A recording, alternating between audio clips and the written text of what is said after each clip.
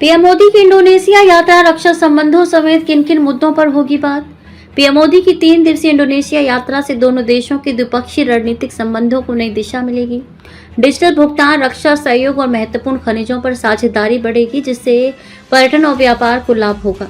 PM Narendra Modi की 3 दिवसीय Indonesia यात्रा से भारत और इंडोनेशिया के द्विपक्षीय रणनीतिक संबंधों को एक नई दिशा प्रदान करेगी। इस यात्रा के दौरान दोनों देश डिजिटल पब्लिक इंफ्रास्ट्रक्चर, भुगतान प्रणाली, रक्षा सहयोग को बढ़ाकर अपनी साझेदारी को और गहरा करेंगे। इस यात्रा के दौरान भारत के यूपीआई और इंडोनेशिया के QRIS के बीच डिजिटल भुगतान लिंकेज का समझौता होगा।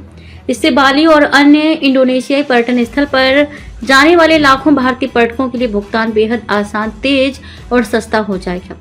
इंडोनेशिया से कारोबार करने वाले भारतीय व्यवसायियों को भी लाभ होगा। विदेश मंत्रालय के सूत्र बताते हैं कि इंडोनेशिया धीरे धीरे भारत के कई विकास कार्यक्रमों से प्रेरणा ले रहा है और उनका अनुकरण करना चाहता है। इस बारे में भारत सरकार भी पूरी मदद को तैयार है। इंडोनेशिया का ओपन नेटवर्क भारत के ONDC मॉडल से प्रेरित है।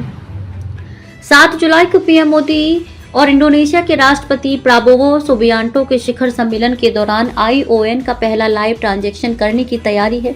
ये 6.5 करोड़ से ज्यादा सूक्ष्म, छोटे व मझोले स्तर के उद्यमियों के लिए बहुत ही सहूलियत वाला और कम लागत वाला डिजिटल मार्केट प्लेस तैयार करेगा।